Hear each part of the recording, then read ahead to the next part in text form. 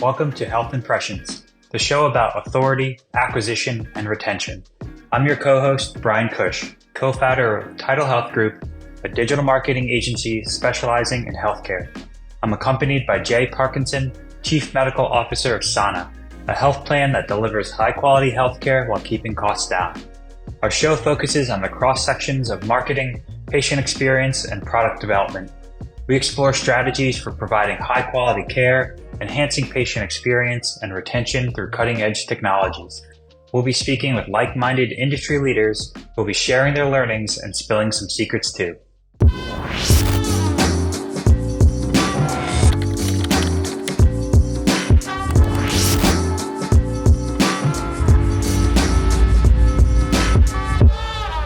Welcome, Marc. Thanks so much for joining us on the show. I'd love to just kind of give you a minute platform, give us your breakdown on your background and where you are now. Sounds good. Bryan Jay, it's great to join you guys. I'm honored to be speaking to you both. So my name is Marc Needham. I'm the Chief Growth Officer for a company called Combinaut. We make a marketing and patient acquisition platform called Sparkle. I have been on the client side of things in healthcare for a very long time, about 22 years now. Worked for Northwestern Memorial in Chicago, Scripps Health here in San Diego. I've worked for a national hospice provider called Compassus.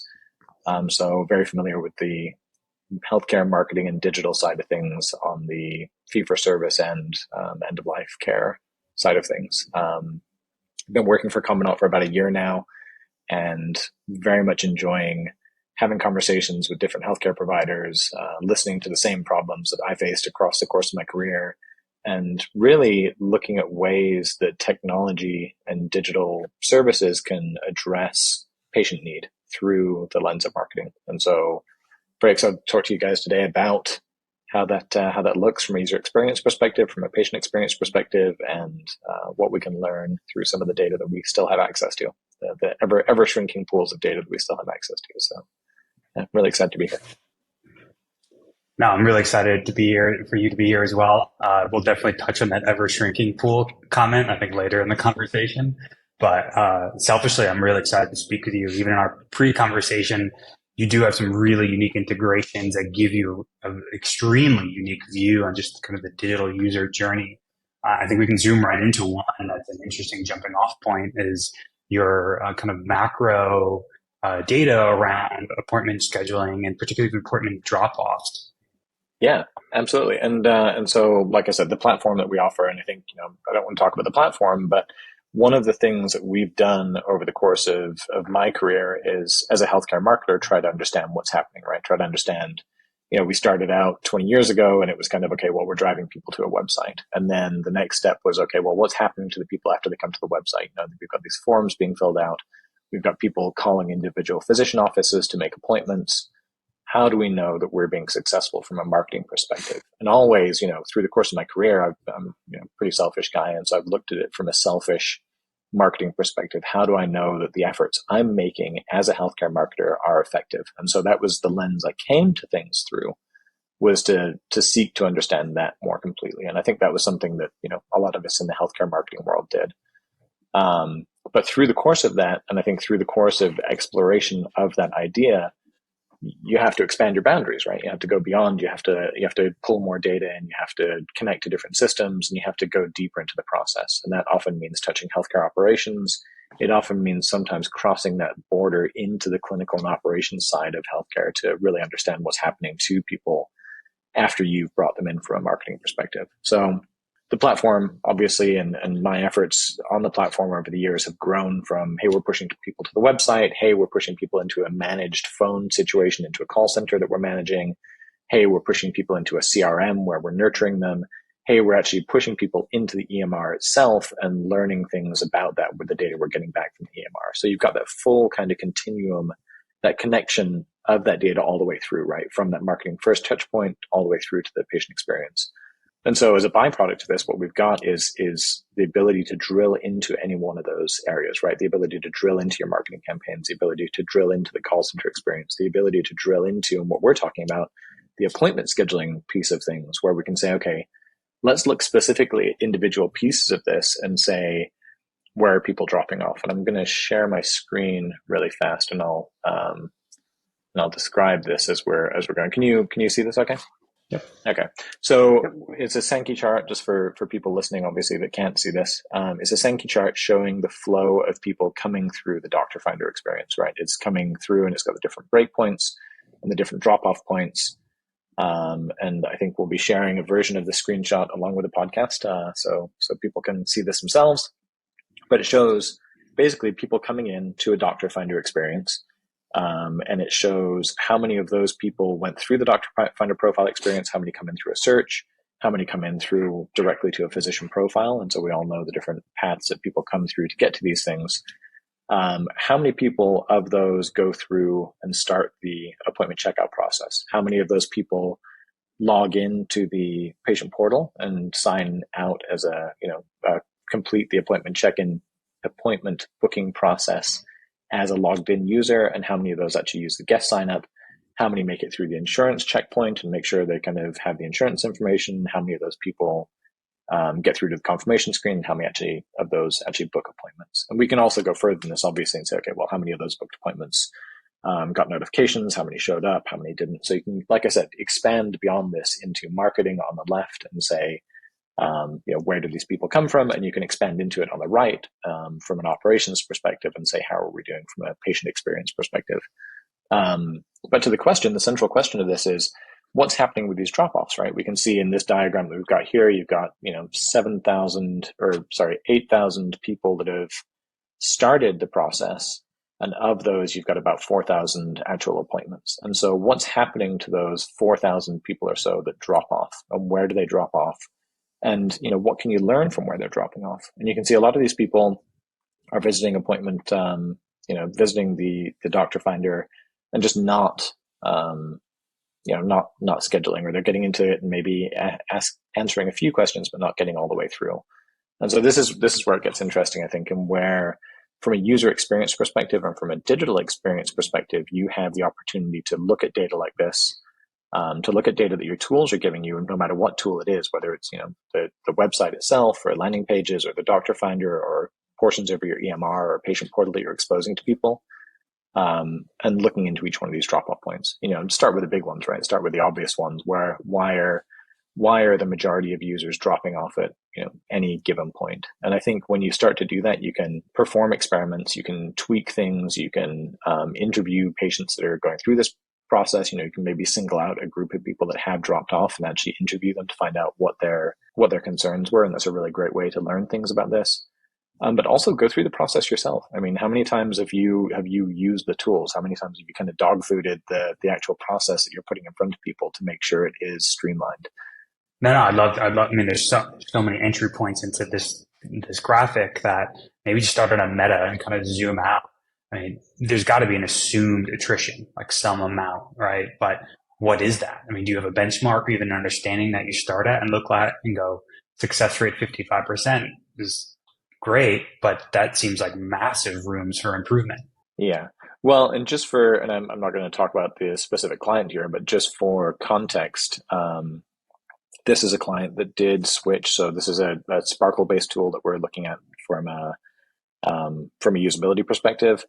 And they did actually switch from Epic Open Scheduling, the kind of Epic EMR-based tool. And so one of the things we knew about the Epic EMR-based appointment scheduling tool here was that the usability was a shortcoming, and I think we can all say EMR tools are often, I don't want to say usability is an afterthought, but it is something that maybe it is safe to say it's an afterthought in some cases. And so they saw a very big lift. We had baselines from when they were using the open scheduling tool, and the baselines, just to be very clear, were much, much lower than this. And so there was a big improvement, right? And so you can say, what are the baselines? If you put any tool in front of people, people are going to use it, and people will make the effort if they really want to get through it. But there's a subset of those people that will drop out if you put hurdles in front of them. And then the lower you can make those hurdles, it's proven that if you keep lowering those hurdles, more and more of that initial pool of people will get through that, to the point where I think you can reach, a very, very high percentage of people actually making it through the process. But you think about it in terms of practical things, you can see that one of the areas people are dropping off in, not this one, but another version of this chart that I've got is the insurance checkpoint, right? Where people are asked to validate the insurance information either that we have on file or asked to enter their insurance information. And so from a practical perspective, thinking about my own experiences, that means going and finding the place I left my insurance card, right? And, pulling it out and, maybe I'm doing this between meetings or I'm doing this, while my kids are doing something in the background or, whatever it is. And oftentimes that means, I'll get back to this later. And you come back and your session's timed out, or something comes up and you end up doing something else. And just little things like that. Those are the things that I think stand between people. And Jay, you mentioned something as before we got on. It was pretty interesting, that kind of the idea that, that piece of information that is the important one often waits until after that critical moment to be delivered. And I think it's similar in situations like this, where you have,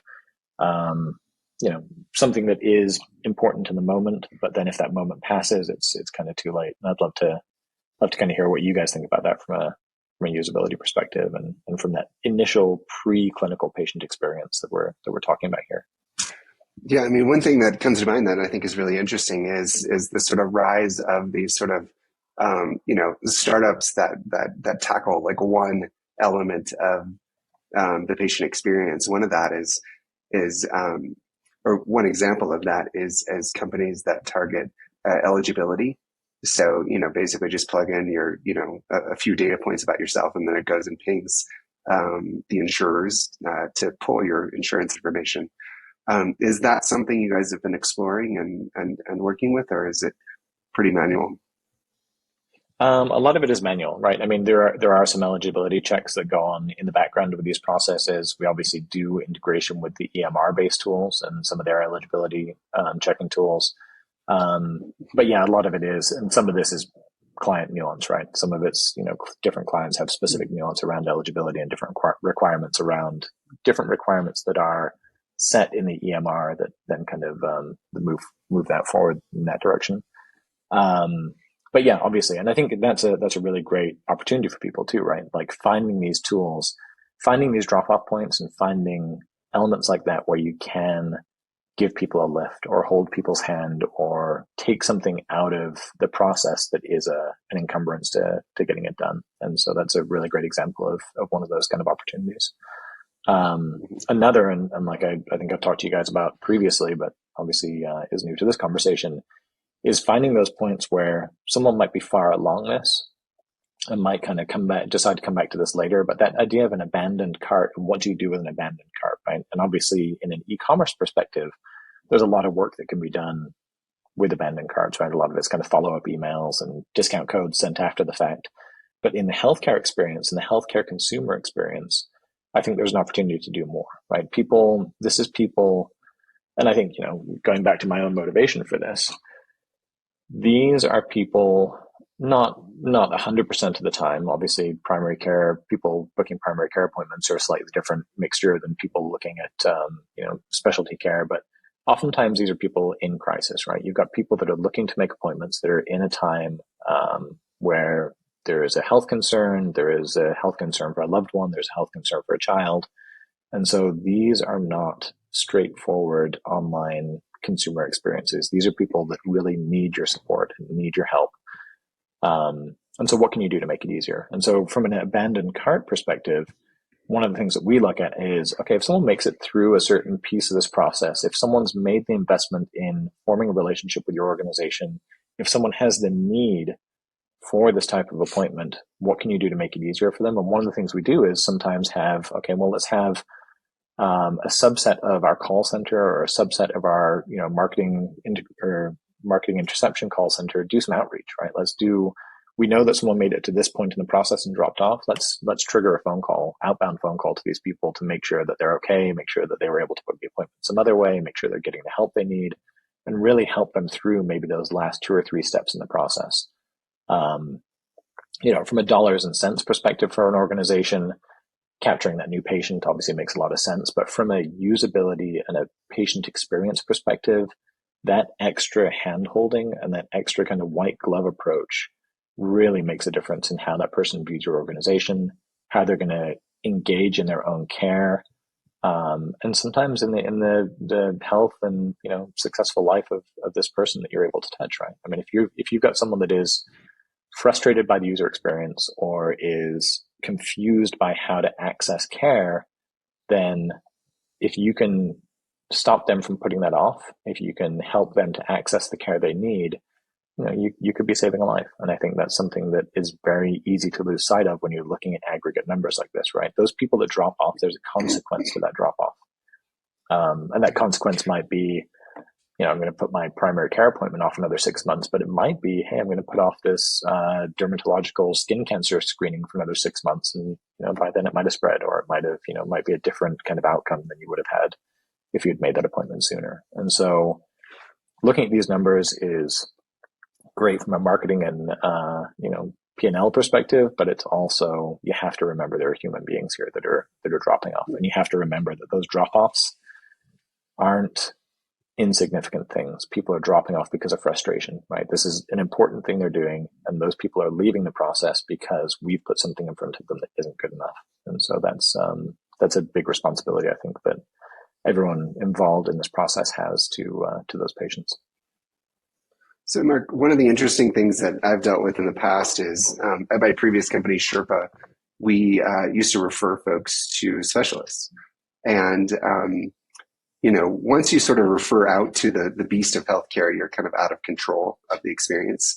And what I thought was interesting was a lot of negative reviews we got around those referrals was because patients didn't have time to schedule an appointment, and they kind of dropped off. And then the specialist office would call them and say, hey, let's schedule your appointment.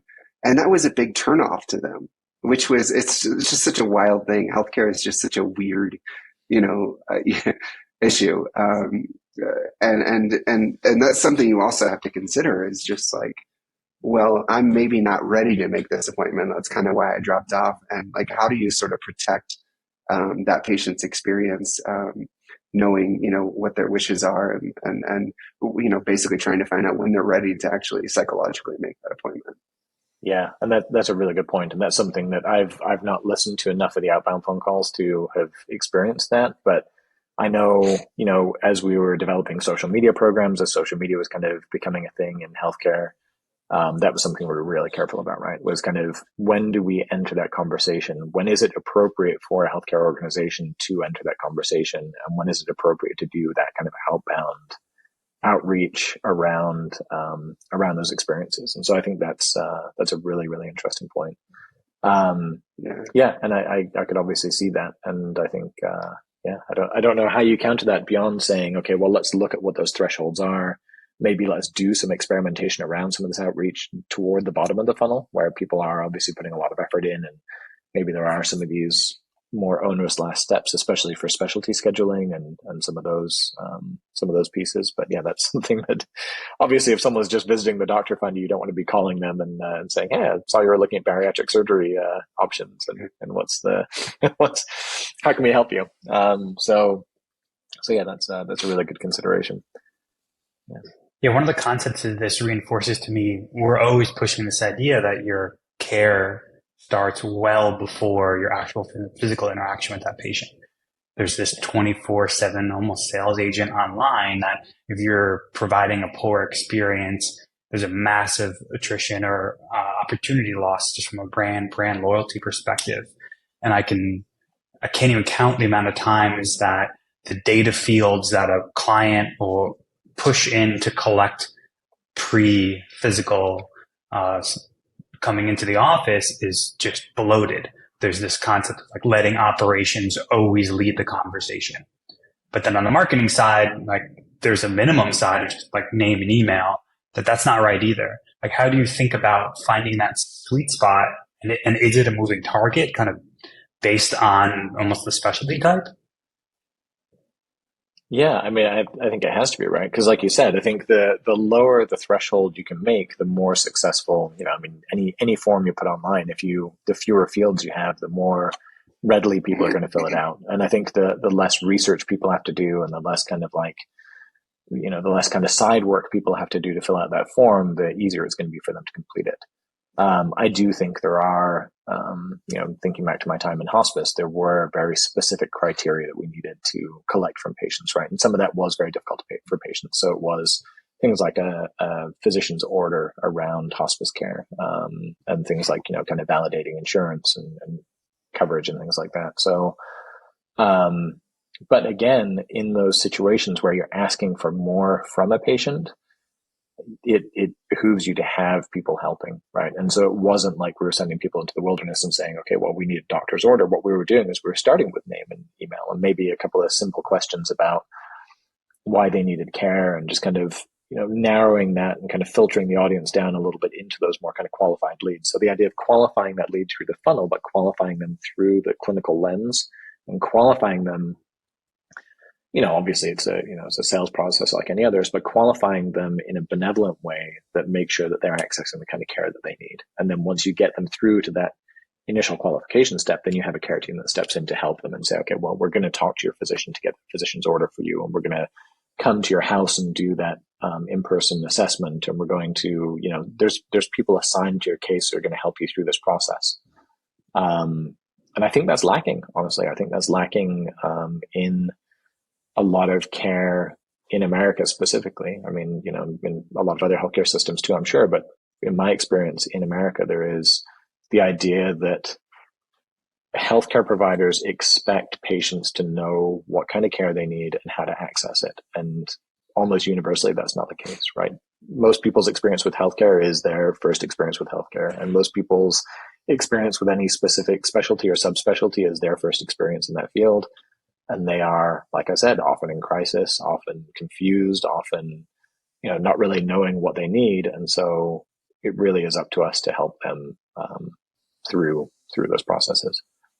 How do you think about that? And you're in a unique position. Is your technology often kind of leading in an advisory role? When do you flip the switch and change this digital experience to physical? And where in kind of that journey becomes the perfect handover? Yeah, absolutely. And it's not so much we're leading. And I think this has been true, not even from a technology perspective, but from a marketing perspective. I'm sure you guys are familiar with this too. As soon as you start touching these things, that's what I was saying earlier, you start to shine flashlights in different areas, and you start to touch operations, and you start to see, as soon as you start touching the patient experience and, the preclinical patient experience too, you start to see the inefficiencies in the system, and you start to see where people are getting stuck, and you start to hear about the frustrations people are having in trying to reach care. And you, like Jay said, you start to see the reviews that people are leaving. And, so I don't think it's leading so much as it is having the data to show where things are going wrong, and being able to raise your hand and saying, hey, this is a frustration for our patients. How can we solve this? And so in my career, one of the things that's been successful for me is looking at it from a cost per acquisition kind of perspective, right? It's okay, well, hey, CFO, we can make this organization a lot of money. We can grow market share. We can, grow referrals and grow referral volume. But we need your help to solve these operational problems, because here is this bottleneck, and here is this part of the patient onboarding process that is broken and is frustrating and is, causing kind of attrition from that patient onboarding process. And so using finances and acquisition data as a lever to kind of get into those conversations is a great way to do it. But yeah, obviously, I mean, you have to have support, and you have to have that footprint within an organization to be able to have conversations like that. And it doesn't begin and end with marketing, because you have, you can have and own the digital experience. You can have and own the kind of call center and kind of that part of the experience. But at some point, again, Jay, like you said, at some point you're passing people off into the wild, right? You're taking these people that you've spent money and effort and care in bringing into the organization, these people that you recognize that have need. They have clinical need, they have emotional need. You've found them, you've identified them, you've qualified them, you've given them the best possible experience up to that point. But at some point you're pushing them into the meat grinder that is, the kind of heartless bureaucratic aspects of healthcare that we're all so familiar with. And so, yeah, I think anything you can do to highlight those things, and and kind of reframe them in the language that the organization understands is really important to be able to do. And so, yeah, I mean, we, obviously over the years, like I said, you develop that scar tissue and you develop those calluses, and those calluses come in the form of, hey, here's a report that focuses on ROI, and here's a report that focuses on drop-offs and things like that you can really help an organization to understand the cost of. And you might understand it on a personal level as the human cost of it. And like I said, what that drop-off represents from a human cost and from a health cost and from a community health cost. But it's important for the organization to understand it as here's what the financial cost of the organization is, and how can you help me fix this? Have you seen, or can you talk into like really literal terms, any macro trends or even areas of priority that are causing those bottlenecks in the drop-offs? I mean, the arc of history is long, but I think a lot of people, and Jay, you and I talked about this a little bit before, would say that EMRs, right? I mean, the putting the EMR between the patient and the physician, and putting the EMR between the patient and their care. A lot of efficiencies, a lot of really tremendous things have come out of that. A lot of, real lives have been saved, but there is a lot of additional overhead on the physician side of things that then I think reduces time for care, and a lot of additional overhead on the kind of patient side of things too. So I think there is I think the net is a benefit there in that, your continuity of record and easy access to records and things like that. But there is a cost from and I'm not even sure that's true. As I'm saying this out loud, I'm not even sure that's true, because you do then have that consistency in care too, right? And the consistency experience that an EMR brings you, and you do have some of those pieces too. So, but trends, yeah, I mean, I think there's a trend towards consumerism in healthcare. So there's a lot of things that are moving in the right direction, right? Like I said, more and more people have access to this data. More and more people are putting appointment scheduling online, which is a great tool for consumers. There is a growing awareness that consumers have the expectation that they're going to have a good experience. And I think you can do that.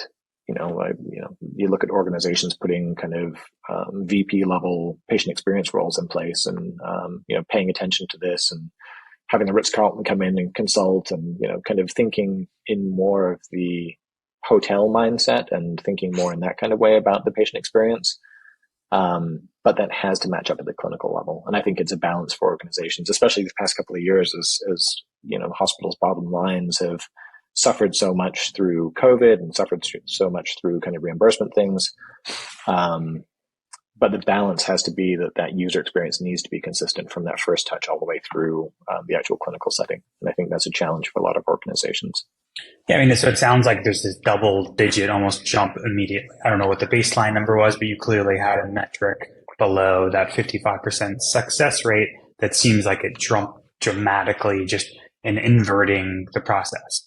We're always proponents of that, of this kind of inside-out approach from EMRs, is just trying to stay very structured in kind of the business of healthcare experience, bringing to the consumer, where your guys' success point is you invert that and go, well, let's make the consumer experience consumer first. So you have this, sounds like there's this huge bump initially in just kind of changing the concept of who's bringing the appointment experience to the forefront. But then how do you think about, or is it client specific, like what are then the next macro breakoffs that I can't assume? I mean, Jay's right that some subset just aren't ready mentally or geographically, financially to make it, but I can't assume that 45% of people are not ready. Like, how do you then think about, or what are then the next kind of dominoes that you look at once you've broken the model from being kind of EMR first experience? Yeah. And just go back to that EMR first model. And I think this is true in a lot of areas in healthcare, and especially healthcare technology. A lot of things are put in place by checklist, right? And they say, okay, well, we want appointment scheduling. Our EMR offers appointment scheduling. So we're just going to check this box, turn it on, and it works, and it gets us 90% of the way there. But the difference is that 10%. That 10% is the difference between a good experience and a checklist based one. So yeah, you're right. You're absolutely right. Turning it from how do we answer this basic question of turning appointment scheduling on into how do we actually extend how do we get people into the organization, and how do we serve patients first instead of just kind of serving the organization first. I think a lot of organizations are good at that, right? Like a lot of organizations are good at saying, what does, not what's in it for the hospital or the health system, but what's in it for the patient, and how looking at it through the patient lens and through the patient's eyes is an important first way to do it.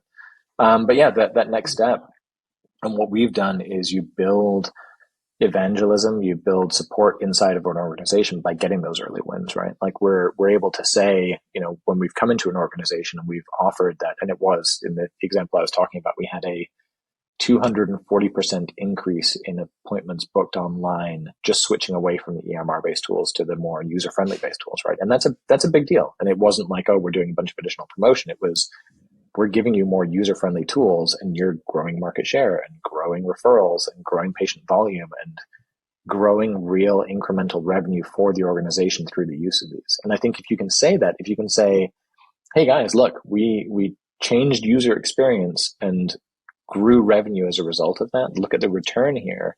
You can use that as a lever to say, okay, well, now we know, now we've got this chart. Now we can say, this is the data. Here's another friction point, right? Here's a friction point for people in this process. If we address this, we can solve this for some people. We can get more people through. We can, get more money for the organization. So let's put some resources behind this. Let's put some, it doesn't have to be dollars and, it doesn't have to be money behind this, but let's get a team, a clinical operations team or a patient onboarding team involved in this process to see how we can reduce this friction through the process. How can we maybe remove a couple of questions from this form and have people do more of a white glove thing further down the process? How can we just smooth the user experience of the appointment booking piece specifically to help people through it and get more people through that funnel and into the organization where they need to be. So early wins as levers later on, I think.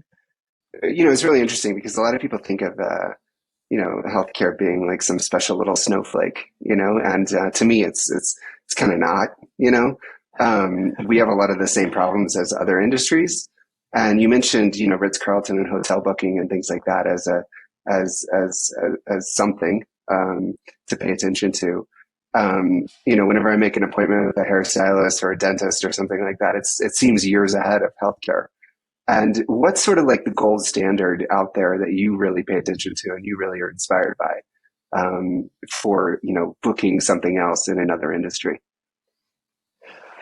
Yeah, I mean, I'm probably the wrong person to ask this because I'm not the person designing the user interfaces, but from a personal experience, and honestly, you say hairstylist, but my hairstylist for years didn't have online appointment booking. And every time I went to see her, I was like, why can't I book an appointment with you online? Why do I have to kind of talk to you in person or send you a text? And what she said to me was exactly the same as what I've heard in hospital C-suites as I've been talking about online appointment booking. It's like, well, there's variability in appointment length, and there's special consideration about what appointments I'm able to do when, and if I'm booking a color here, I need to book a half-hour haircut afterwards. And so that same kind of nuance and complexity of appointment scheduling, I think, scares people away from it, right? And that's what you hear in hospitals. It's like, like you said, we're special snowflakes, and we couldn't possibly get our physicians on board with this, and this specialty has all these prerequisites and needs a referral in, and so all these problems that seem very daunting that frighten organizations away from this in the first place, I think, become gospel and become kind of the mythology, the internal mythology of an organization that stops them from tackling some of these things originally. But honestly, I mean, I think you look at some of the experience online, it's not necessarily appointment scheduling, but online shopping, right? You look at online shopping and you look at these things have been refined to a point when I'm online and I buy something with Apple Pay and I can just kind of, fingerprint and it knows my address, and, the Amazon checkout process, it's all seamless because there are billions of dollars in the background at stake if you get it right. If you shave something out of the friction areas of that, it means more sales, which means more revenue. And so it's the same in healthcare. And I think we need to be more diligent about that as an industry, and specifically as healthcare marketers. This is something that resides in our something that we have the power to do is to refocus things and say, hey, if we get this right, if we get the user experience right, we're going to get more patients. We're going to help more people. We're going to support more people's health, and we're going to grow revenue for the organization. And that's the lens that is unique to healthcare marketing that can make a real positive difference in people's lives. And I think that's, and it's that interesting balance, right? It's an interesting balance between we're serving the community, we're helping people's health, and we're growing revenue for this organization that, right now probably needs it more than ever. And then there's a third piece of it, right? I think as healthcare marketers, and I'm sure there are people listening that will nod their heads to this, healthcare marketers, we're the first people that get our budgets cut, right? In hard times, we're the first people that have layoffs. We're the first people that say, oh, well, that marketing cost center, you need to cut some money from there.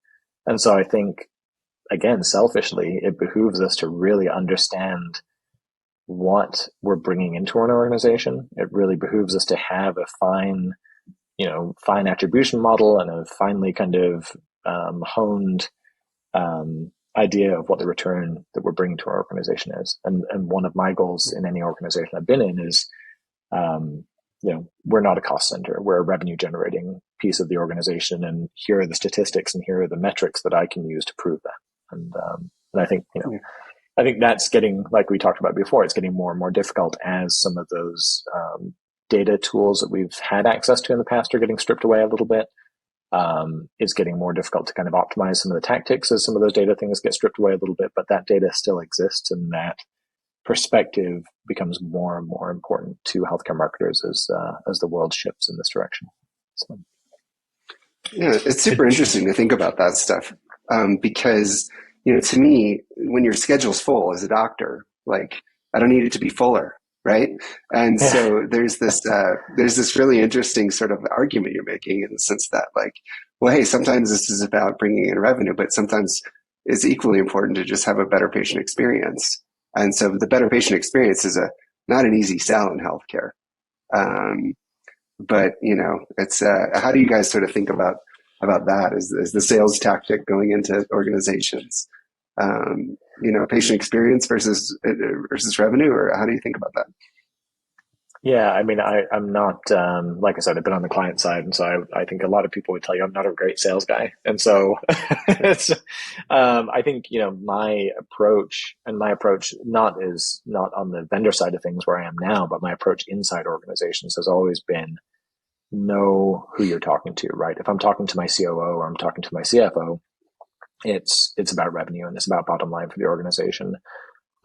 Personally, and speaking with, my marketing folks and speaking with my own teams, it's about the human experience, and it's about how can we best serve our patient population, and how can we put tools in front of people that are going to be delightful for them to use instead of a frustration. How can we make this experience something that's good instead of something that is something they have to do, right? It's not eating your vegetables. It's a simple checkout process. It's something easy to do. And I think, it's easy to lose sight of that in healthcare. And I think I touched on this a little bit before. It's easy to think of, numbers and clicks and phone calls and, kind of cost per acquisition and things like that. But again, it's real human lives. And oftentimes, and I think this was really eye-opening for me, especially when I moved from hospital-based healthcare into the hospice world. I mean, the hospice world, the people, the phone calls I was listening to, the searches I was seeing people make, it is people that have been delivered a terminal diagnosis. And it was people that were in very, very high crisis and people that had absolutely no idea what they were doing, whether it was themselves or a loved one that had been kind of put into this situation and were kind of facing down this end of life scenario. And it was like, holy, this is important. This is important work we're doing, where we need to have educational resources in front of people to help them through this process, to help them understand what they're facing and what their options are. And we need to have compassionate care. We need to meet them at their door with compassionate care. We need to make sure that they're getting someone that is going to literally, in some cases, hold their hand and tell them it's going to be okay, and help them into the system that can help them. And so, yeah, that was a really big eye opener for me. Tell me if I'm right in the theme I'm hearing, but I think there's this kind of wishful outsider's view, especially in the tech community approaching healthcare, that technology, automation, chat is going to solve all of healthcare's problems.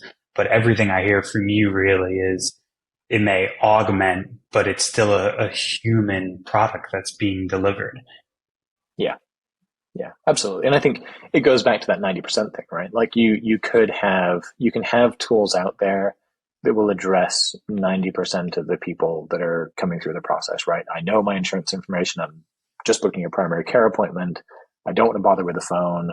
I know where I'm going. I know what I'm doing. This is simple stuff, right? And you can use EMR-based tools, and you can use chat bots that are, maybe not quite all the way there yet. And you can use just the basic kind of out of the box stuff to address those things. But for that other 10%, the people that don't know what they're doing, the people that really have need, those are the people you need to pay attention to. Because if you can make things easy for them, one, you're helping a very, good audience. You're helping an audience that really requires your help. But two, if you can make things as easy as possible for the people that don't know what they're doing and don't know where they need to be, then you're making it that much better for everyone else too, right? Like it doesn't hurt to have a good experience. It doesn't hurt to have breakpoints, and it doesn't hurt to have kind of little, little spurs off the process to make sure that you're catching people that might not know any specific piece of information, or, those kind of break the glass to have someone step in and help you kind of pieces of the process. And so, yeah, having a well thought out process and having something that really focuses on patient experiences, it's good. It's a good thing to do. Yeah. To flip the script a little bit, you referenced it right when you introduced yourself, and you kind of dripped it. Proud is this kind of dwindling access to data, particularly like web analytics. I'm curious your view of the state of the industry, how it's affecting your technology. If it's not, I think the 800-pound gorilla in the room is Google Analytics and the shift to GA4. But really, maybe I'd love your view on the industry first, and then zoom down to if it is affecting you guys. Yeah, I mean that's a big. How much time have we got left?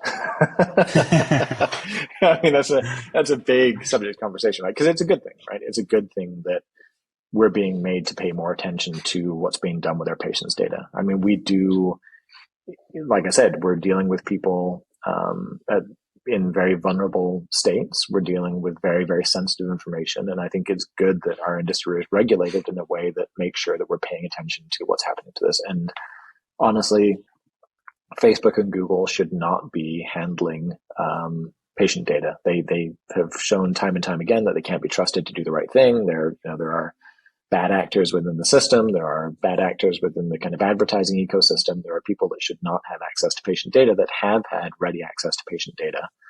I remember when I was on the client side of things, we spoke to an organization who I won't name, but they do kind of data aggregation around, around patient data. And so they were able to say, okay, well, look, we put this cookie on your website and you can get all this data that we combine with all this other data and all the kind of credit card data and tell you exactly who's on your page and connect that to the conditions they're looking at. And I was like, this is creepy as hell and really inappropriate. And so there are things that we should not be doing. And I think regulation and without kind of forcing people's hand in this regard, it's easy, right? You put the tag manager on, you put the Facebook tracking pixel on, and you put Google Analytics on your website, and hey, look at these amazing reports I'm able to get out, and look at all this kind of, I can connect it back up to my AdWords account and or Google Ads account and get my campaigns optimized, and all this data is great and it's fantastic, and I'm doing my job.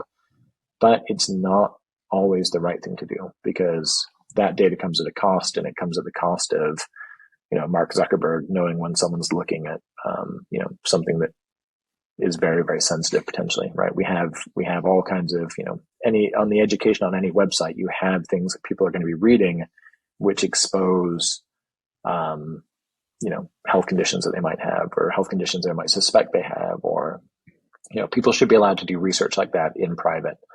And I think obviously it's gone further with some of the Meta tracking pixel and some of the Google Analytics stuff they're saying, where building these into patient portals and building them into appointment scheduling pieces where really sensitive data and real legitimate PHI is being passed across these thresholds into the vendor ecosystem is obviously inappropriate.